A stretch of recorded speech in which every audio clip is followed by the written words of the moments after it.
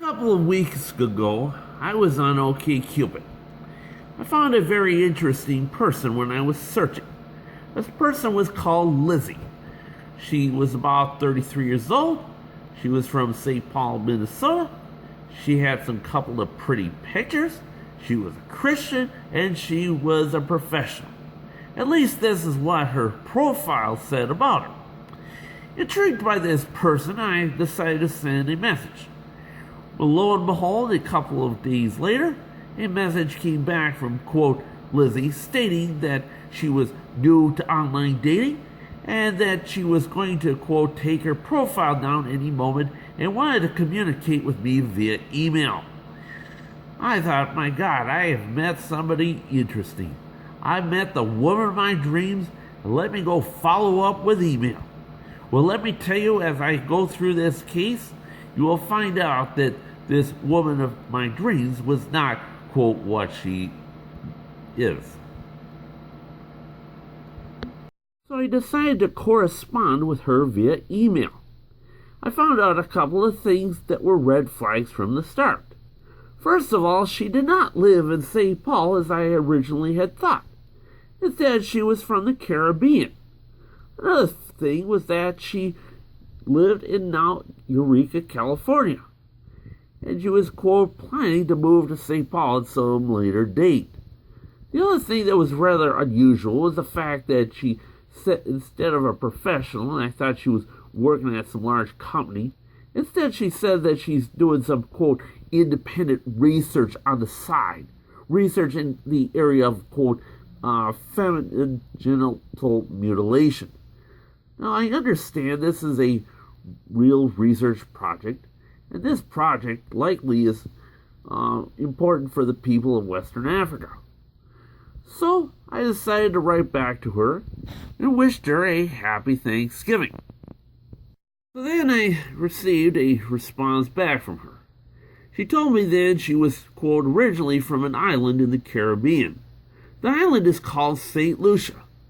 She then also mentioned that she was in an area called Igbo in Ojon State. Now, this really raised some other red flags because this clearly was not Oregon, and this clearly was not a state in the United States. She claimed that she was doing some helpful work over in Africa, and this poor lady that needed some shampoo was so thrilled when she got a bottle of it. Well, the thing is that she mentioned too that she was planning to do some other research project and she was going to get some funding from some non-government organization. So I thought, well, very interesting. And then the kicker is that she then mentioned that both her mother and father had passed away. The interesting thing about it is that in this email she actually includes exact dates.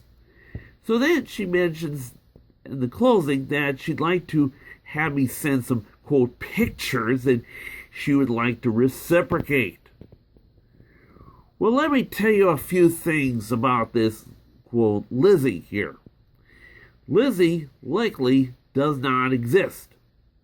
Let me tell you why and let me show you why I was able to find this out.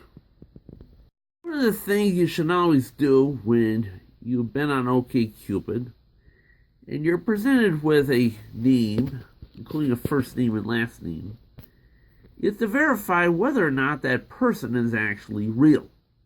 To do that, there is one good website for doing this. It's called DOB Search. DOB Search allows you to put a first name, last name, city, state, and then also the age of that person. Well, we're just going to put this name into this database right now, and we're going to hit the search button, and let's see if something should come up. Again, this person claims she lived in Eureka, California. Well, look at here. No matches are found. Well, maybe we typed the thing in wrong. So let's try this dumb thing again. Let's go back to DOB search. And let's just type in the name Macaulay. We can do that right now.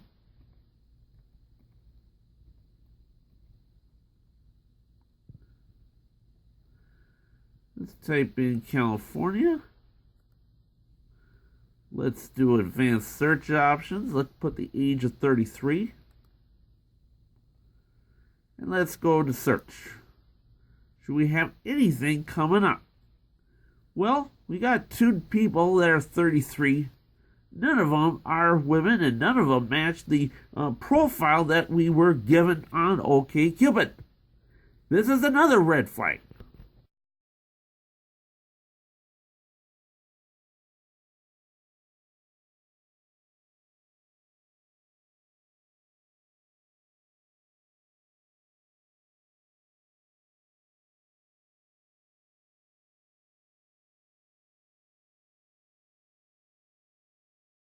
So during the exchange with this person, what were the red flags that I noted? There were many. To begin with the initial contact, the person told me that they were going to, quote, close out their OkCupid account. This is a red flag that scam artists use. They don't want to be tracked by these large dating sites such as OkCupid or eHarmony. They rather have contacts being made through the email channels, which are less easily tracked. They did listed also a location. In the profile, they said they were from St. Paul. When I wrote to them, they said they were from Eureka, California, but they were moving to St. Paul. Again, another red flag. The location in the profile is not what she's saying in the email. This person posted her full name. This is rather unusual. Most people that are on a dating site will only post their first name for security reasons. When I tried to take this name of the person, her name was, quote, given to me as, quote, a Lizzie M, and I tried to put that into a database such as DOBsearch.com, I found out that this person did not exist. There is no Lizzie M, 33 years old, located in Eureka, California. The person also put a series of hard luck stories in their email. They said that both their dad and their mom had passed away, and their fiance, who, quote, lived in St. Paul, had also passed away, and now she wants to, quote, help out with the business that her fiance tried to start. Again, another effort to win over your sympathies. The other thing is that the person said that she was born in St. Lucia. Again, without doing your research, you wouldn't know that St. Lucia, the people that live there, about 90% of the people on that island who were born there are of African American descent. Almost 9 to 10% are East Indian. This person appeared white. Of course, there are a few wealthy families on the island of St. Lucia, but I'm sure the daughters of those families aren't trolling around on OkCupid looking for a mate. The other thing that I didn't find that was interesting was that they asked for some pictures, and they said, oh, they're going to send the pictures back. Well, the thing is, the picture they send back could likely be a computer virus.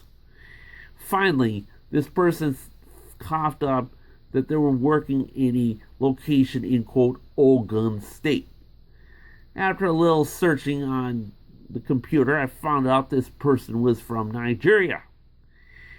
Now, when you add all this up together, it's time to say, whoa, wait a minute. This is too good to be true. Anytime you see a confluence of these, this tells you this is likely a scam artist. Any reasonable person in such an exchange should cease the communication with this person immediately. However, the thing is that a lot of people, including men, fail to do so, and every year, I don't know how many thousands of dollars these men send out to these dating scams and have their hard-earned money lost forever. So why do these people keep falling for these scams? Well, first of all, they honestly believe that they need a woman in their life to be happy. Second of all, They seem to get pressured by their family members, their dad, their mom, co-workers, minister, other contact to say that, hey, do not give up your search for a mate. Now, the thing is, this mentality leads people to believe that when they find somebody like this online, that this is truly the one for them. And that is so far from the truth, and this is the mentality that unfortunately too many people follow. And they follow it to the detriment of their wallet. The truth is that some people are just not meant to be married, and that's just the way it is. People need to be standing up for themselves, and don't let somebody else pressure you into these things. Finally, one final lesson from this: be aware, be alert, fight back, and don't let anyone rip you off.